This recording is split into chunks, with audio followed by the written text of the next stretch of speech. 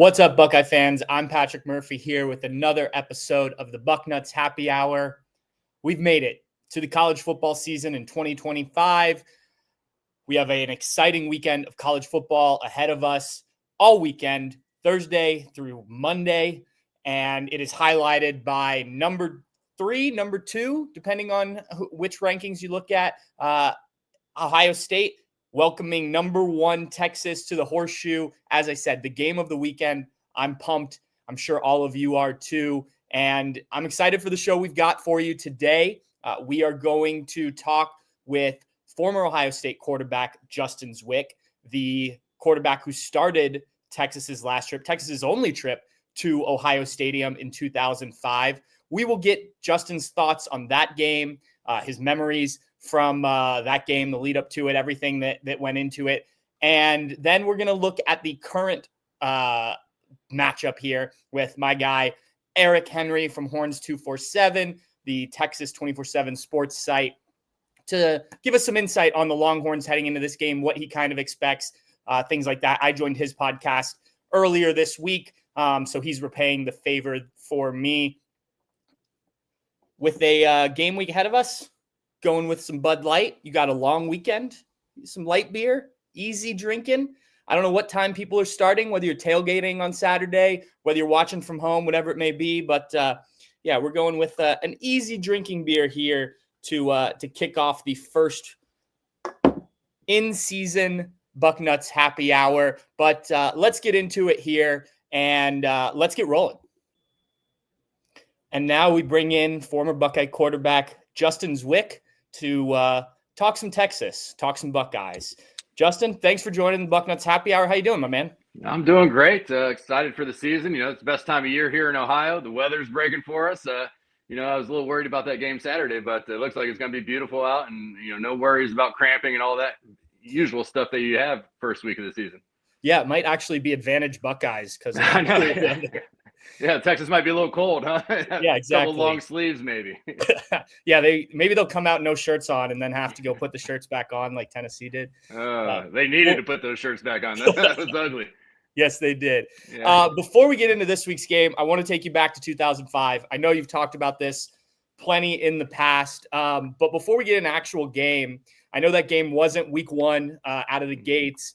But just what do you remember about the lead up to that season? Maybe how Coach Tressel handled things with such a big game at the start, 2 versus 4 coming in. I think that's the first time Ohio State and Texas had played. What was the buildup like in your experience to going into the season, knowing that game was on the horizon? Well, I mean, it was kind of a crazy start because I knew, going into that year, and if you remember, Troy was suspended, and I played the Alamo Bowl, and I knew I was going to get the first game the next season. So I probably didn't feel the Texas thing as much as I probably should have because I didn't know what was going to happen, right? Like, okay. I knew I got Miami game, and then after that, I wasn't sure if I was going to play or not. So, it was, just one of those things. It was different for me, I think. But Tress always did a great job of anytime we had a big game coming up. I mean, every practice, not every practice, but most of them, you have Amazing Blue period, just something, a little thing reminding you about this game. And, Texas was one of those where, you're doing a little bit more maybe during preseason of this is maybe what we might see in situations, just maybe a period, nothing too crazy, but just something that it's always in the back of your head because it is a huge game and it's right around the corner once that season starts. So, they always did a good job with that. But, going into that season, it was, I was just worried about the first game because that's all I cared about. That's all I knew I was going to get. And, I just wanted to go out and play well then. And then, let the chips fall where they do. And, I was able to start that Texas game, which I think we found out Friday night before the game. So even that week, I didn't have a whole lot of, all right, yeah, I'm going to be in this game. I didn't really know. And, that's just kind of how that went. So it probably took a little off my plate, just kind of just worrying about what I knew I was going to get and then figuring out Friday night before the game, like, okay, I guess I'm starting tomorrow. Here we go. And let's see what we can do. In your experience with big games, whether it be Michigan, Penn State, any of those games, just what is that week leading up? Like, what are the guys going through this week?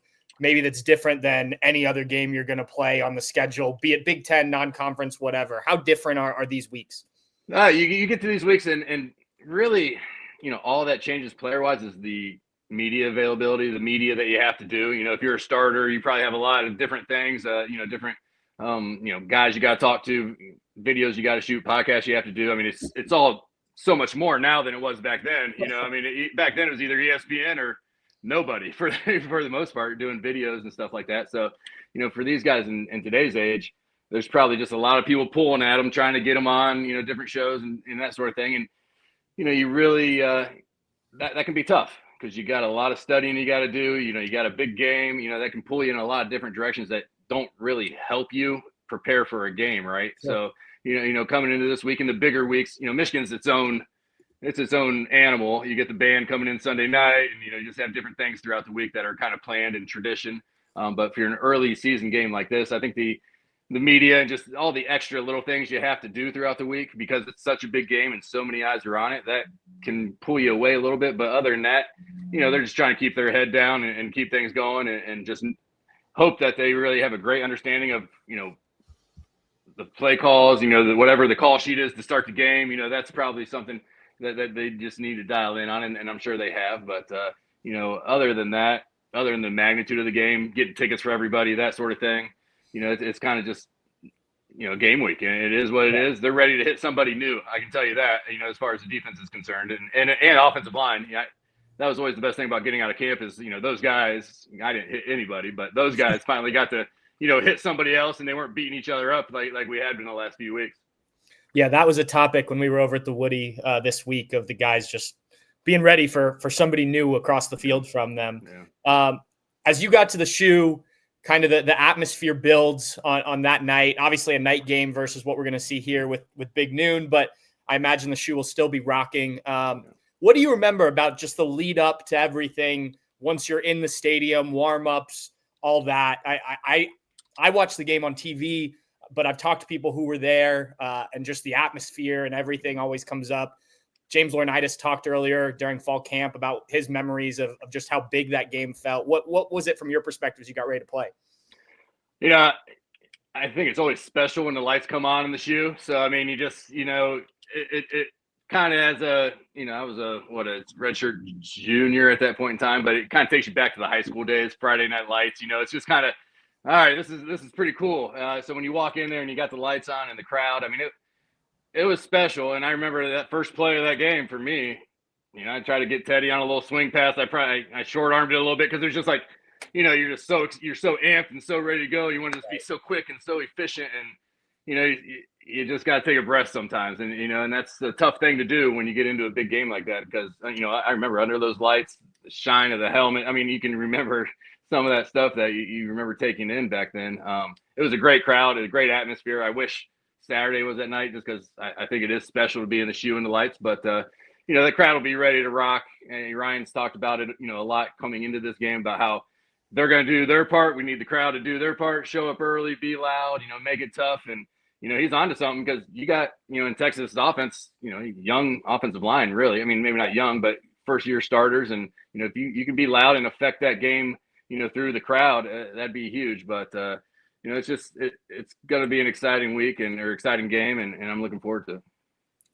Do you think this noon start helps Julian from what you're talking about of just like, yeah, it's still a big game, but maybe it doesn't have some of the feel that you dealt with? Yeah, I do. I think, and if you polled a lot of old players, they would say we liked noon games. Right. Because you got out of there, you got some time at night to just kind of hang out with your family, do whatever, and you didn't sit around the hotel all day and think about it. So that's one thing with Julian being a first game starter, his first game. He's going to wake up and just go. It's not going to be, all right, I'm sitting around all day, I'm thinking about this, just running through everything in my head. It's, all right, we're up, we got breakfast, we got a team meeting, we're making the walk over there, and it's go time. So I think that's good for any of these new guys who are playing. It's just, you don't have to sit around and be in your own head all day. You just get to get up and go play, and you really just get it out of you. And I think that even though night games are awesome, I think with these new starters and whatnot, it's not a bad thing. Just get them up and get going. And last thing about that game before we sort of look at this year's team, is there a play that stands out to you the most from that game when you think back on it? Obviously, you and Troy are splitting series and whatnot, but anything that pops out to you when you think of that? Yeah, I mean, I did an interview 2 weeks ago, maybe. We had could have scored a touchdown, on Yeah. one of the drives I was in, and I had to go back and look at it's bad. I mean, I'm getting old, I know, but I had to go back and look at the box score just to be like, all right, what happened here? Because maybe a lot of that stuff's been blocked out of my head over the years. But I was like, man, I think I had the first 2 series of the game, and then I got my first series in the middle of the third quarter, in the second half, maybe towards the end of the third quarter. And we went on 2 drives where we could have got 10 points. And, it's just, and the one, of course, everybody remembers. That's what the article was about, Ryan Hamby, driving a ball. And it's, it is what it is. That's how the ball bounces. But, it's just, when I went back, I was like, man, I was in for those 2 series. We had 2 scoring drives, and we, missed a field goal, and we, got a field goal, but we should have had a touchdown. And that would have probably put the game out of touch. But, there's always what and ifs and things about sports, and that's just how it goes. But that, that second half, I didn't realize, oh, shoot, we missed a field goal after that. I just kind of forgot about it. But, the thing about football and sports in general, one game doesn't win or lose a game for you. It's stuff that happens throughout the entire thing. And, it's, when you think back, that's one play that I know everybody thinks about and everybody talks about when every time we play Texas, it gets brought back up. So I get to relive it a lot here in the last couple of years. But, that's probably the one, those couple drives for me, just looking back on it like a couple weeks ago, I'm like, oh, all right, well, we moved the ball and I, did what I was supposed to, got us in scoring position. And, that's all you can ask for, I guess. Yeah. I think it's funny whenever that comes up in conversation with people. I even saw it in an article this week about the Ryan Hamby play. I think people think that was a lot later in the game than it was. Like I rewatched the game last night and it's, third quarter. Like 6 minutes to go. I mean, maybe 6 minutes in the third quarter. Yeah. So, it wasn't like the last play of the game chance to win. I think you're saying, you forget some things. I think people sometimes just like, because of that play, put it at the, kind of the end. All right, let's jump forward. I mean, you think if you score that one, you're right, you go up, 9 points or whatever. So, I mean, a lot of people do. But, yes, there's a lot of stuff that happens throughout games, and, that's just one of them. Yeah. Let's look at this year's team. We talked about Julian already, but a lot of new guys coming into this, doing these roles for the first time. Where do you think maybe they are the greenest, so to speak? The position that maybe you're most interested to see how new guys do. Well, that's an easy the quarterback, of course. Yeah. But just take that off the table. I think we got some backs. We had some really good ones last year with Trey and Quinshawn. And, replacing those guys is not going to be easy. We got a lot of young guys with talent, and bringing Donaldson in from West Virginia, somebody who has some experience, I think can help that room a little bit. I think from what I've seen and heard, I think they're kind of excited about that room. But until you get in that first game, we'll see. I think the biggest thing is that defensive line for me.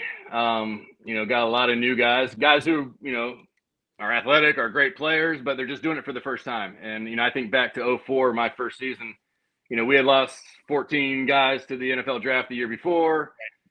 And basically my class had its chance to all start that year. And the team we were week 1 versus the team we were in the Alamo Bowl at the end of the year was a totally different team, right? We had the players, but we just went through a stretch throughout the year. It's like, we're young. It wasn't working for us. We're trying to figure things out. And, I think that's just, how it goes with young guys. So the defensive line, we have players. We just don't know what to expect out of them. I don't know if, we're not thin there. We brought in the guy from North Carolina, right? And, we have some backups and that sort of thing, but just not knowing what that's going to look like. And especially in this game going against, big time, Texas offense with, a good running back and a good running quarterback and, things like that. That's somewhere where, I'm going to keep an eye on. Linebackers seem to be really good. Everybody's raving about those guys, so I don't worry too much about that. And, maybe they help that defensive line out a little bit by just, bringing them in and doing some different stunts or blitzes and things like that. But, between the quarterback, defensive line, those are 2 areas that I'm really looking at here this weekend. We talked, you touched on Julian.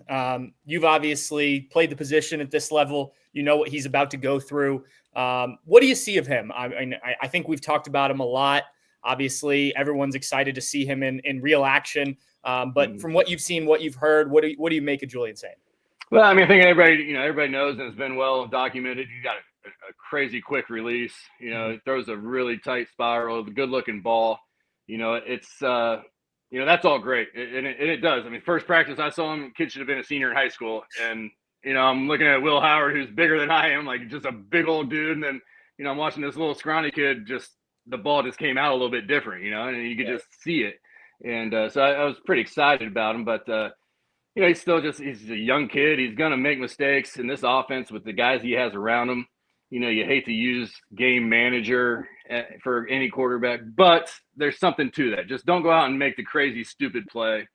Take what they give you, live to play another down, almost a little trestle ball. Like punting is not terrible, and that sort of idea. And, for a young guy coming into a game like this, I think they'll do, what they can, play call wise to just make sure he's seeing what he's supposed to see, nothing too crazy. And, I'm sure they've repped a ton of, whatever that first 10, 15 plays is, I'm sure they've looked into those hard and given him every different look he could think of. And, I think he's you don't get to the spot if you're not a, bright kid who can read a defense and kind of see things.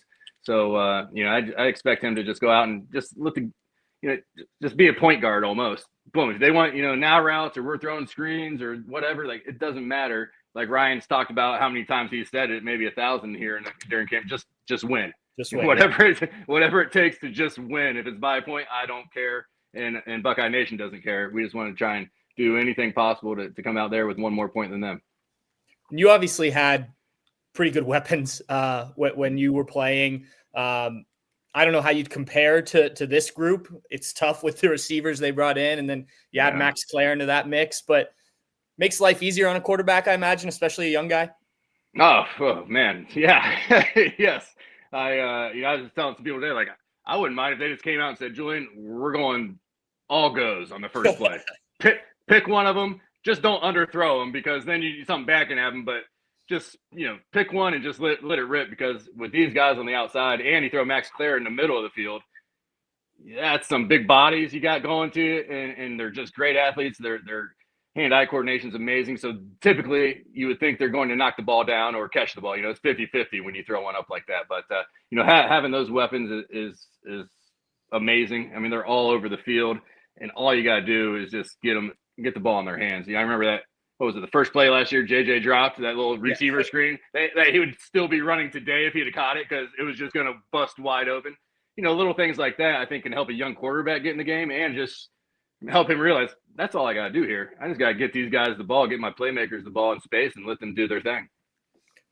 Flipping over the defensive side, you touched on some of it already, but having some of the guys that are back, the Sonny Styles, the Davis Enigmanosons, the Caleb Downs, how much do you think that helps those rest of the guys that are maybe not playing for the first time, but playing in these roles for the first time?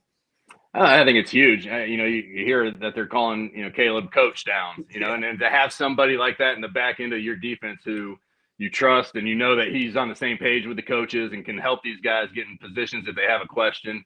I think that's huge. And I talked about the D-line and, kind of being green, but on the back end, I mean, we're pretty darn good. Like we got some players returning, and I know we're going to have, some different looks at the safety position, but Caleb's back there, and I feel pretty good about having him in that back end, and just having guys like Sonny and just the experience. Sonny's the block O. Like just good dudes, hard workers. Are going to be where they're supposed to be. They love the game. They understand the game. That back 6, 7 is pretty legit, I think, and I'm looking for a big season out of them. What do you make of Coach Day now that he's gotten sort of the monkey off the back? Obviously Tressel did that right before he got there with the 2002 national championship. He's talked about it doesn't take the pressure off. It's still Ohio State. I love his line of like, try losing a game and see what happens. Just having that national championship now, I feel like it justifies the things he's doing maybe a little bit more. Yeah. Well, I mean, it's kind of like when you get the, enough money where you can tell people whatever you want to tell them, it's kind of like, I got a national championship here, give me a little grace, it's not going to be perfect, but we're doing pretty well. I think it's going to be interesting, with him, with Brian Hartline being the play caller now. Right. I'm interested just in how, because last year he was able to kind of just step back and be the CEO and be what he needed to be for the team, right? And I'm sure during the season, different meetings, he probably stuck his nose in there a little bit and said, we need to kind of look this way. But And I think that was great for him. I think he really thrived in that position. And, of course, they went on that amazing run. But, this year, 2 new coordinators. I don't imagine he's going to be on Patricia's back because, he's got a ton of experience and, he's been around for a long time. But with a first-year play caller, how's that look? I'm sure they've, been through everything that they can getting ready for this game. But, is he able to just sit back and be that main guy, or is he going to have to kind of have his ear a little bit heavier on that offensive call side and, really be putting input there, or is he going to be thinking about other situational stuff?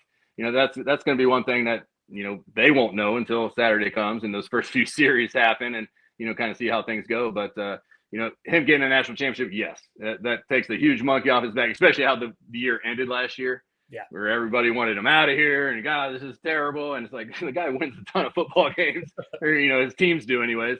Yeah, it hurt, but look, watch this. We went on this, we go on this run. So I think that gives you a little bit more moxie when you're, dealing with some things and, when you go through some tough times. I'll get you out of here on this. Just your vibe for this game. How you feeling about it? I don't know if you have a score prediction, if you want to give that, but just what do you think? How does this look on Saturday? Well, I mean, I was talking with Beam last night on the Buckeye show. Like, if you listen to the national media, like, we're going to get ran out of the house. And I looked at him, I said, we lost 14 guys. They lost 12 guys. Like, where's that being talked about? Nobody's mentioning how they're, having to replace all these dudes. I know their defense is kind of back and they got some players there. So that's going to be a strong defense for sure. But I think by the end of the year, our defense is going to be regarded just as highly, So I don't buy into all of that. I think it's going to be, I think on Monday, I called it 24-17. I think if a team gets into the 20s, they're probably going to win the game. I think there's going to be kind of a struggle. I think these defenses are pretty strong, and you just got some young quarterbacks and some young guys out there trying to score against them. I think whoever gets to 21st may have the best bet, and I think Ohio State has a real good possibility of being that team. And I think we're just for whatever reason, people love to hate on the Buckeyes. They hate us because they ain't us type thing, in my opinion, and that's what we see a lot coming into this week. So I hope we go and shut all those people up here Saturday. Yeah, Beam and I've talked a lot throughout the summer about, like, from the national perspective, you look at all the guys they lost. Yeah, maybe it's not going to be as good.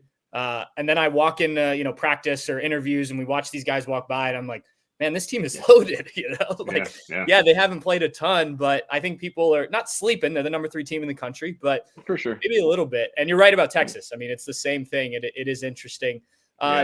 Justin, I appreciate you jumping on. Obviously, I know you're busy. You can catch Justin on The Fan this year and on 10 TV doing some stuff over there. So thanks, Justin. I appreciate you taking time to join us. Yeah, no problem. Anytime. All right, thanks. And now to turn our focus to this year's matchup and this year's Texas team, we bring in Eric Henry from Horns247, the Texas 24/7 sports site. Eric, how you doing? I feel like we just talked the other day, me doing your podcast, so thanks for jumping on here. Not a problem, Pat. Of course, we got to look out for each other. So, you scratch my back, I scratch yours. More than happy to be on and talk a little Texas, Ohio State. Yeah, look, I know it's the game of the weekend. We'll see if it's the game of the year. I was rewatching the game from 2005 last night, and what a game that was. We can only hope it'll be that type of game. I know Buckeye fans would obviously like it to go the other way. Texas fans would be happy with a similar result. But let's start with just kind of the general vibes around Austin right now in terms of the excitement for this. Obviously different if this game were next year and down in Texas. But what are people feeling around town before we get into the team and everything like that? It's funny you bring up that 05 game because I've been meaning to go back and rewatch it myself. I guess I probably will on the flight up to Columbus. It's on YouTube if you need to find it. There you go. I'm a native Floridian, so it wasn't like I had particularly any much of an interest. It wasn't Florida State, Miami, right? So there's that. B, I was in the 8th grade, if memory serves me correct. So I definitely was more focused on the teams in Florida. But I referenced that because it's been on the minds of a lot of folks here in Texas. You ask what the vibes are. It's kind of 2 different ways I can answer that question, or I guess 2 parts to that answer. One, the natural excitement for this year's Texas Longhorn football team is through the roof, right? You come off of back-to-back college football playoff appearances, back-to-back college football playoff semifinal appearances where you're a handful of plays away from playing for a national title. That has people fired up. Of course, I'm sure we'll get into it, the Arch Manning factor. has people fired up as well. But the reason I reference or I led with the 05 game is, and listen, like I said, I purposely stated, I'm not a Texan. I didn't grow up a Texas fan. So I'm just repeating what I've heard. A lot of folks who either made the trip or have recollections of the 05 game, they haven't let it go. Okay. I mean, they were talking about it even going into the Cotton Bowl last year about, I guess for no other way to say it, the treatment that they felt they received from Buckeye fans. Right. So the reason I say that it's been on, a topic of conversation is because Texas travels well. I don't think that's a shock. I'm sure Ohio State travels well and they hit the road. I would say, to be honest with you, you're starting to see a few more fans come out and say, yeah, we're making the trip. We don't care. But if you had asked me this question a week ago and I gave you this answer, I would have said it would have been 60-40 in terms of fans who are not making the trip versus fans who are. Okay. And that's been a real big talking point as well. So I don't know how tangible that's going to be in a stadium of 110,000 people, but whatever measure of Texas fans who won't be making the trip, maybe it'll be noticeable on Saturday. Yeah, it was interesting rewatching that game because I paid attention. They do crowd shots and everything, and they put the away fans in a different spot than they do now. But there were definitely Tex fans. I mean, you could hear it at times in the game when they forced a stop or Vince Young does some things or whatnot. So, and then Chip mentioned that when I had him on a couple weeks ago, which I can't say I'm surprised. Like, I think with both fan bases being as big as they are, you're going to have some bad eggs or whatnot that, not necessarily do the wrong thing, but can leave a bad taste in people's mouths. Hopefully the people that do make the trip have a good time and everything will be fine. But I can't say that I haven't seen Ohio State fans get a few drinks in them and sometimes behave the way they wouldn't otherwise. But hopefully everything turns out all right. You mentioned Arch Manning, so let's just get into it. You and I did a question exchange that I saw you posted it already. I'll have mine up shortly, probably before this podcast comes out. So I want to ask you something a little different. And it's interesting to me the name, the hype, everything makes a lot of sense. What have you seen from him to justify this? Not last year. I know that was certain times, but going to this season, maybe what you've heard, how real do you think this is? All right. So you see, there's, again, kind of two parts of that, right? Because you asked me, what have I seen to justify that, Pat? What could you see to justify Heisman favorite? No, there's nothing you've seen from Arch Manning to justify, even going back to last year, right? I'll try to, be serious for a second, because sometimes I feel like I'm one of the few people in the market who's trying to remind people the guy's only had 2 starts, okay? Yeah. And he hasn't had a road start, so there's that. But I remember when he came in against UTSA and he had 5 total touchdowns and about 2.5 quarters of work, and all of a sudden is Arch a Heisman favorite? Quinn Ewers is never getting his job back. I'm like, really? Like, is that where we're going with this, right? So there's nothing I've seen that justifies that talk. Now, your question being, how real is this in terms of maybe his ability? I think it's there. I don't think what you're seeing is smoke and mirrors. Again, me being a Floridian, the first example that came to mind, and I don't mean to rub salt in the wound of Ohio State fans, is like, I know you were going there. This isn't a Tate Martell situation, right? We're like, I remember when Tate got to Miami, he was supposed to do all. It's not. I don't think it's that, right? And hopefully, it's not a cheap shot at Tate Martell, but I do think in terms of the physical ability, the arm is there, right? Live arm. I think the accuracy is there. If you take a look, I would honestly implore all Buckeye fans to watch that first start against Louisiana Monroe. That probably was the quote unquote worst of Arch Manning. I'd say the worst of Steve Sarkisian, quite frankly. Steve came out and said it after the game that, hey, he wished he had built in a few more easy completions for Arch. He was trying to push the ball downfield. It didn't quite work. Of course, the score of that game was never in question, but as far as the offensive efficiency, it wasn't there. That was a thing that was Quinn Ewers' strength, right? You got a chance to see more of that in the Mississippi State game. So the accuracy is there. And of course, the most tantalizing factor for Longhorn fans, the legs, right? The athleticism. Finally, we are seeing a Manning that's more representative of Archie than we are, or is more representative of Archie than, Peyton or Eli, right? I should say that. Right. Of course, Cooper's son, right? Cooper, who could move as well. So I think that is legit. And especially, I don't have to remind Ohio State fans of the way the game ended last year.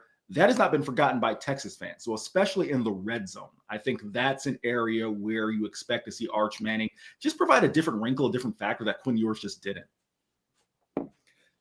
On the topic of the Mannings, how present is the Manning family? I don't know, like physically in Texas, but just, or at Texas, but like how much do you feel that Manning family name around now that Arch is a multiple year student there?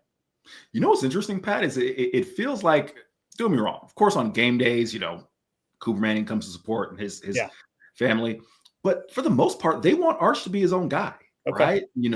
I know there's a story, I'm forgetting if it was The Athletic, forgive me, I can't remember where it was, that I saw the quote that, maybe Arch could go to Virginia where he could just walk around and be on campus. Like, I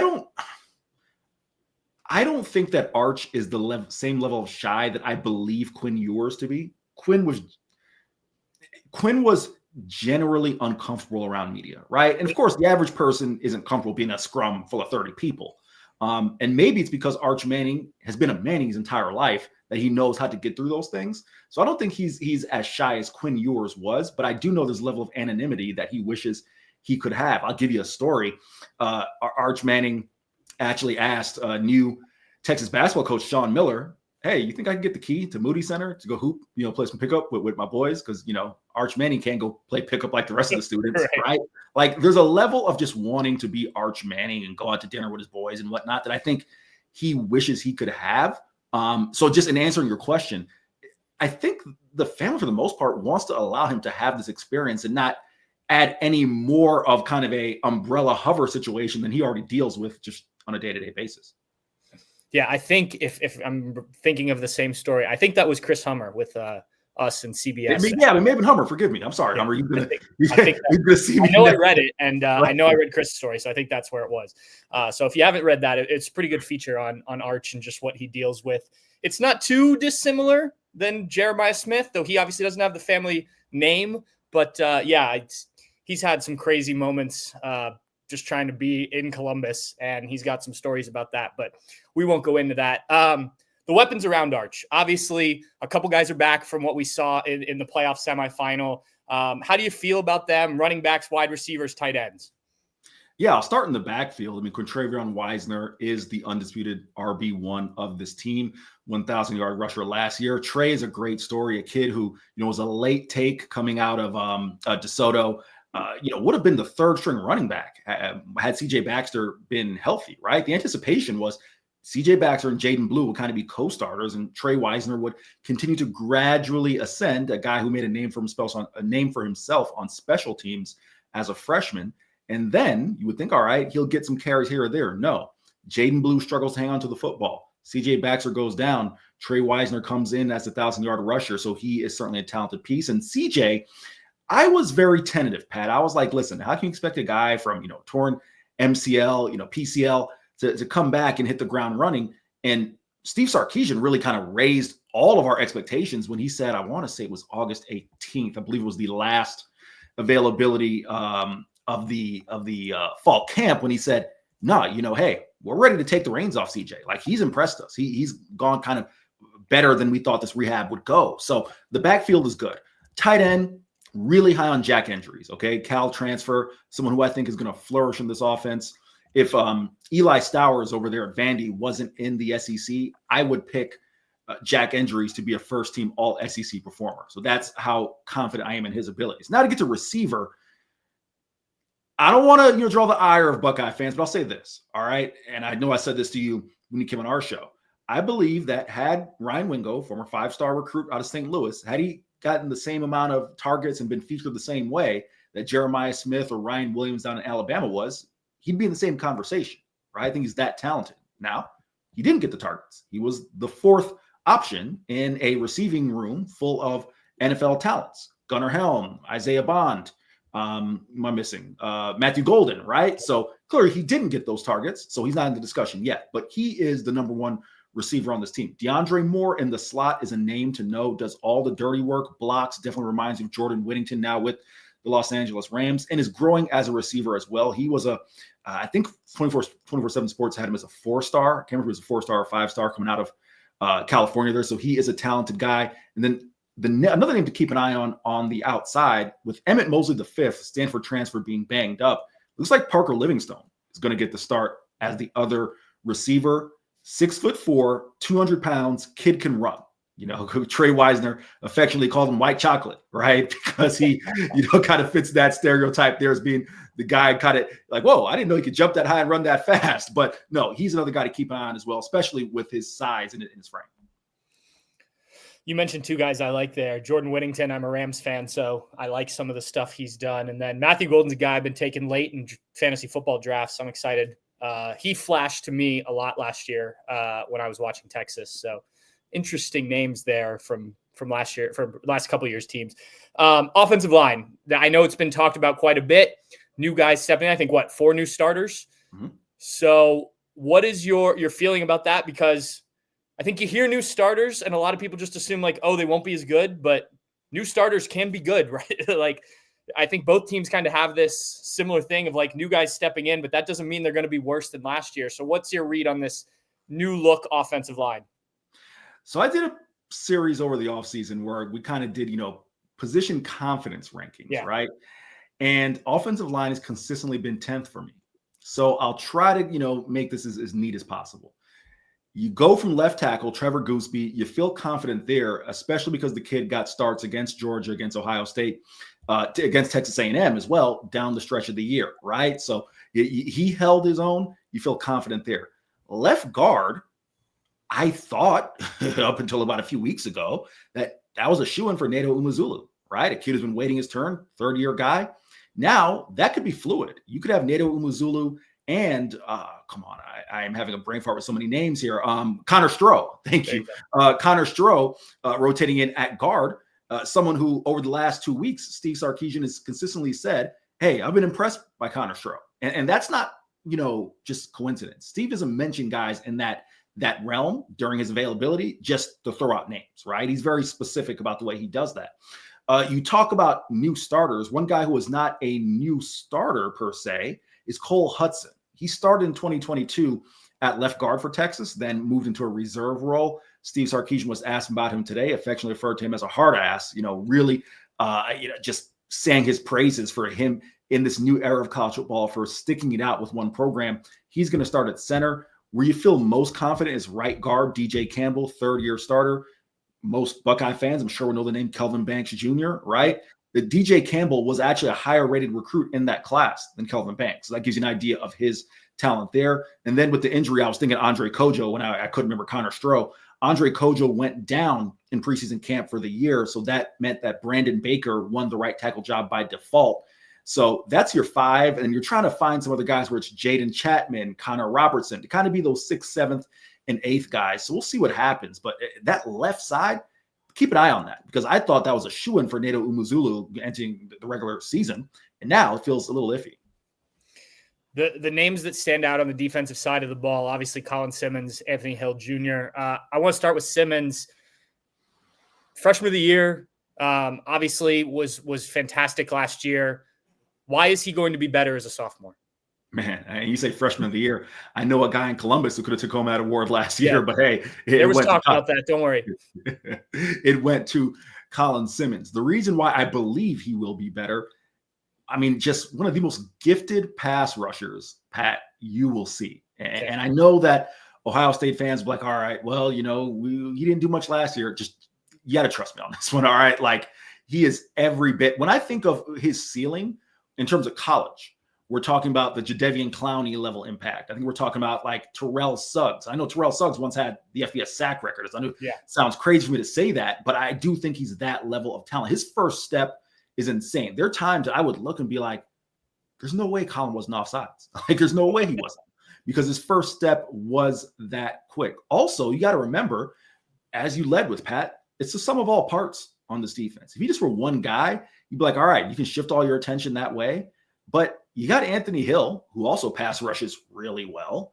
You have Michael Taft. You have guys in the secondary probably going to allow for Colin to have opportunity to pass rush. So he has the ability, in my mind.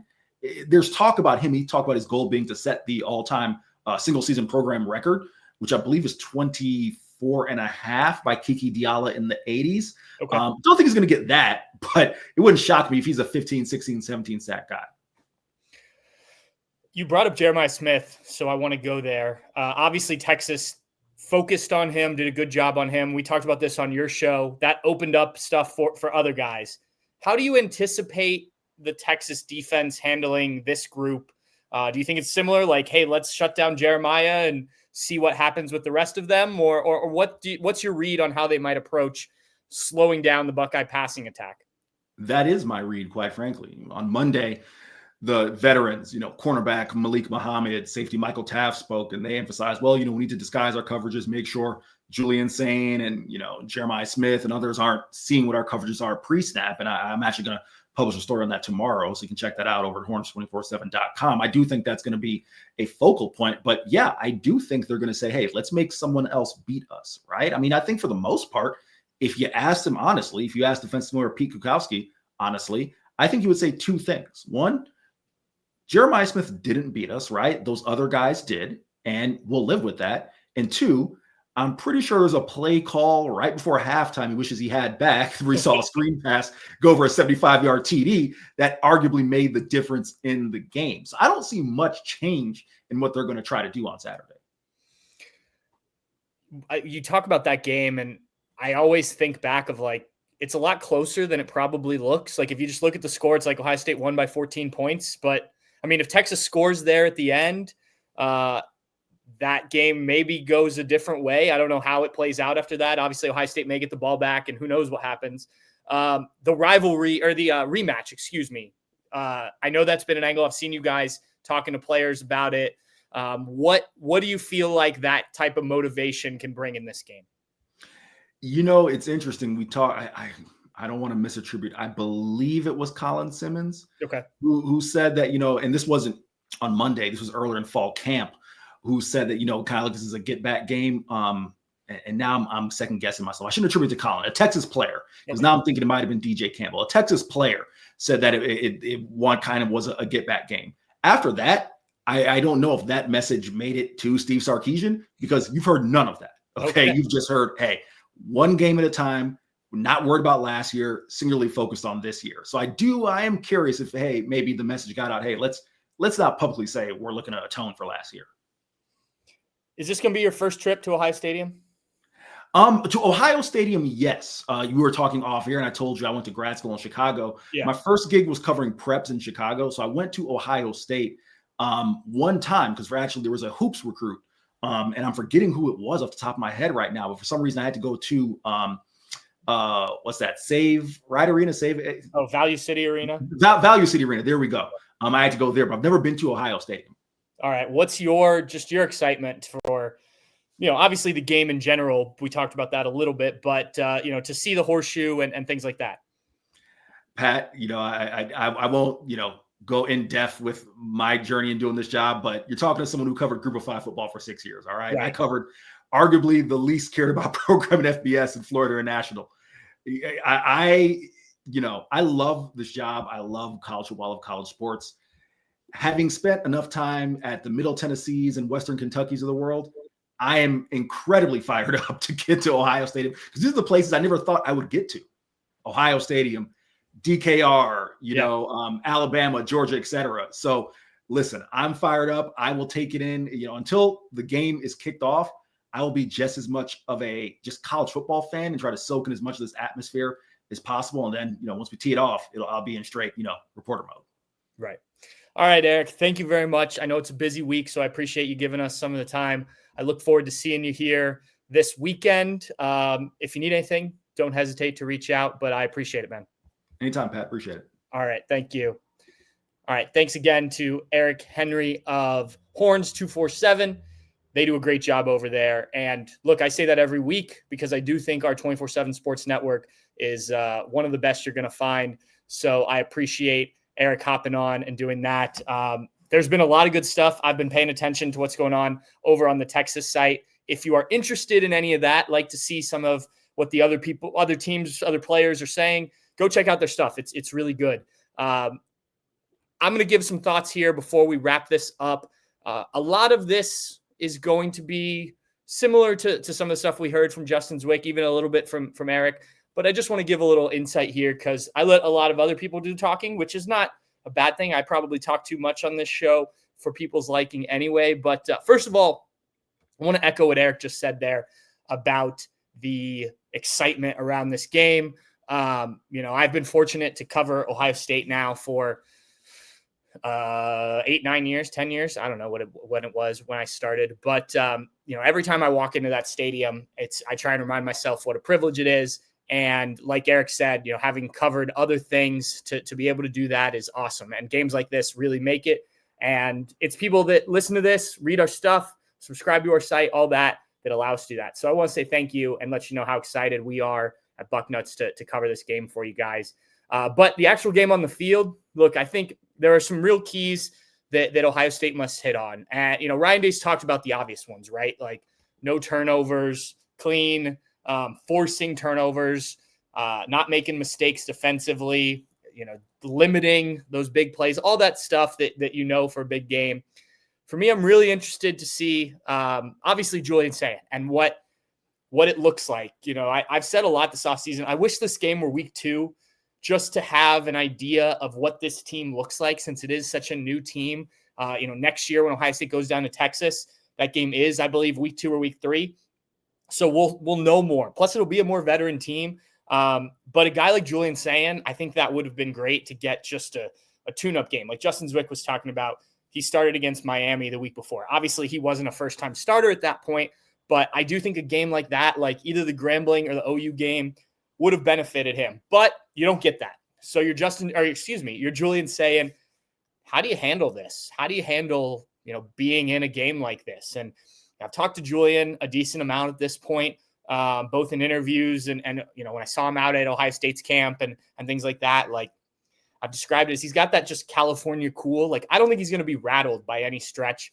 Even if there are some mistakes, things like that. Like I think he's just going to go about his business. But how do you manage this? I think it's going to be important that he's not trying to do too much, I guess. And you look at Will Howard last year in the game against Texas when they did take away Jeremiah Smith.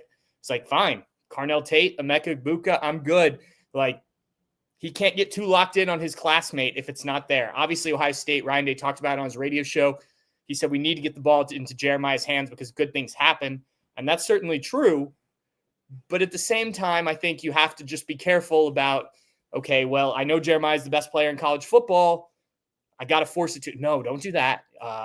Take what they're giving you. If this has to be a big Max Clare game, if this has to be, I was surprised looking at the 05 game when I was watching that back.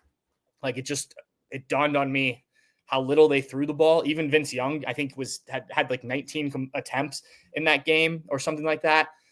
Like if this has to be a low volume pass game and you run the ball and you play good defense, like Justin said earlier, the first team to 20 points, so be it. Julian Sayin can look like a superstar as the season goes on. He just needs to not turn the ball over when they do put the ball in his hands and make smart decisions. Carnell Tate's just as good to get the ball to if he's open than Jeremiah Smith if he's covered. Same for Brandon Inniss, same for Max Clare, Wilcat, whoever it is. Take what the defense gives you. And, we're going to see a lot about Julian. We're not going to learn everything. He's going to grow as a quarterback. But I do think we're going to get a good sense of just kind of what he is here early on in his career out of this game. And obviously you hope it's taking what the defense gives. Look, if he can go out and make incredible throws and he comes out of this game, the quarterback everyone's talking about instead of Arch Manning, fantastic. But if he comes out a winner, that's all that's going to matter. These stats, I said that earlier this week, like no one's going to look back in 10 years and say, oh man, what was Julian Sayin's stats? Do you remember Braxton Miller's stats from his first game? Maybe some people do. Terrell Pratt, any of these guys, it doesn't matter. CJ Stroud's first game wasn't great. Look what CJ Stroud became. So he won the game. Julian Sayin needs to do the same. If I'm the Buckeyes, I would lean on the run game early. Let Julian settle in. I know last year they threw that, like Justin was talking about, that little bubble to try and get Jeremiah Smith going early. Maybe you try that just to let Julian get one early, let Jeremiah get into the game. But for me, let's see what James Peebles and CJ Donaldson can do. Let's watch this offensive line build confidence against that defensive line, just moving the ball down the field, almost Penn State style at the end of that game. Obviously you got to get it going, and it's easier to do later in the game when guys are run down. But that's something I think is going to be huge for the Buckeyes in a game like this early in the season.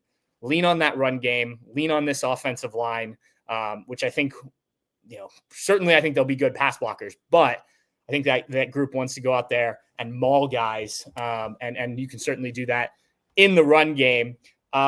Defensively, I'm really excited about these defensive ends. And I know we've talked a lot about the defensive tackles and the depth, and it'll be interesting to watch how much they rotate guys in, who gets in. But you tell me Kenyatta Jackson, who we just keep hearing great things about, and Caden Curry, who has just got a motor, guys who have waited their time behind Jack Sawyer and JT Tuimoloau, get an opportunity now to go out on the biggest stage other than the college football playoff and show what they can do. I'm going to bet that those guys are able to make some plays. Obviously, you're going to have to be able to slow down Arch, and I'll get to him in a second. But then you add in Bo Atkinson, who I've been really impressed with in fall camp. I will be interested to see how much Logan George plays. He's been banged up a little bit, though I do think he's been back fully practicing from what's looked like when he's walked off the field at practice, I think. And then CJ Hicks, and how much is he used? When is he used? I think he's going to be a really good pass rusher. So I'm excited about this edge rusher situation Ohio State has. They're not the names. They're not Colin Simmons. But I think they could become that with good performances here and obviously the rest of the season. Watching that 2005 game and the way that the linebackers played against Vince Young, I think you're going to need some of that in this with Sonny Styles, with Arvell Reese, with Peyton Pierce, who I think will get a decent amount of playing time in this game in one way or the other. And that's going to be essential to me is, not that Arch Manning is a Vince Young level runner, but they've got to be ready for that. And, the ends and the not biting on read options and things are going to be important. But the linebackers and their athleticism and their ability to, if Arch is going to take off, make sure it's 2-3 yards, not 10-15 yards, right? And I think Ohio State has the athletic linebackers to do that. I think they will be prepared for that. Obviously, they knew when Arch came in the game last year exactly what was coming, laid that big hit on him. He did not play another snap after that. Don't know if that had to do with the hit or was just, hey, let's not do this. And then how does the secondary respond to this challenge? I think is going to be another interesting facet. Davison Igbinosun, we know the talent's there. Can't have those big penalties in this game. He's worked all offseason. Jermaine Matthews, I know you played the second half against Texas last year, but now you're a starter. That's a different role. I know it doesn't sound that different, but it is. It's different. I'm really excited about those guys, the depth behind them. The position I'm most interested really in the secondary, though, is that nickelback position. Lorenzo Styles Jr. has said the right things. People have said the right things about him, but I wrote about it. Jordan Hancock, for me, is probably the most difficult guy to replace from last year's defense, just because of all the different things he did.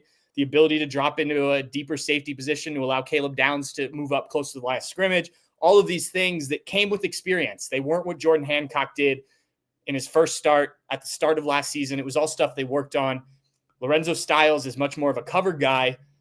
Can he do some of that? Do they need to bring in some other guys into that nickel position? I think it's going to be important. And the last guy I think, sort of a sleeper in this game is Max Clare. And, Justin and I talked about him briefly, but, again, with all the attention, last year, Carnell Tate and Emeka Egbuka got through, but G. Scott, good receiver, no doubt about it, but he wasn't Max Clare. And now you add this dimension to the offense. And we saw it in the spring game, the pass for the touchdown from Julian Sand to Max Clare. Get that going. I mean, if he's the open guy, if you need him to have a great receiving game, that's fine. These other receivers are going to eat at some point during the season. Don't worry about that. Again, if he's the guy, take it, go. So I know this is we haven't done this in a while, but my headline coming out of Saturday afternoon, Sunday morning will be, I think, Buckeyes remind the nation who's on top. And I think I don't have a score yet. We'll have our score predictions out soon, but I think this is an Ohio State win. I think it's close. Like if this were in Austin with a young Ohio State team, I'd probably pick Texas. But for me, the home field advantage will be something. I think the crowd's going to be great. And I think the Buckeyes get a close one, a great game. And I think they remind people like, look, we lost all these guys.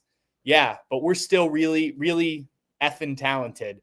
And I've said it a few times, like, I think people are sort of sleeping on this team. And I think you do that and you might be wrong. Now, look, I'll be happy to eat crow next week if some of the national people are right and Ohio State goes out there and just doesn't look prepared and looks young. But the one thing I will say, and Justin brought this up, like he talked about his, I think it was the 2014.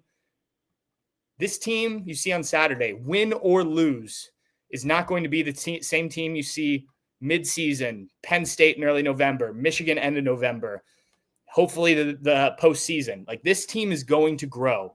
And I want people to remember that because there are going to be mistakes. There's going to be things, win or lose, this team's going to develop.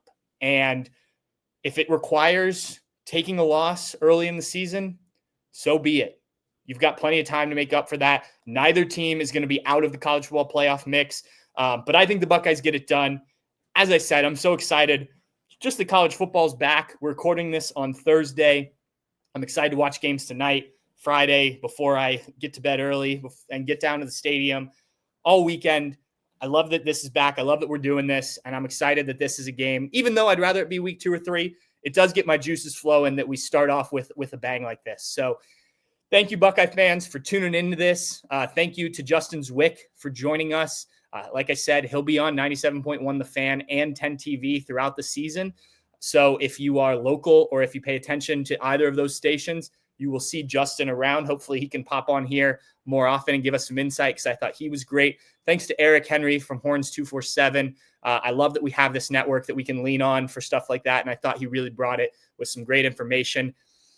If you have not already, please hit the thumbs up button and hit that bell on YouTube for more of our videos. Tell your friends, all that stuff. Help us continue to grow that channel. If you're listening to this on your podcasts platform, please leave a 5-star review, give us comments, all that. And if you're not a Bucknuts subscriber already, we've got a great deal right now. It's 75% off for an annual membership. A great deal. There's so much going on. It's only going to get more throughout the season. We've got some good stuff coming, some stuff I can't talk about right now, but you're going to find out about soon that I think you're going to like. So now's a great opportunity. Go over to Bucknuts. It's on the front page, that 75% off graphic. You can't miss it. Join us. Let's go. It's football season, guys. Let's do this. Let's do this. I'm excited.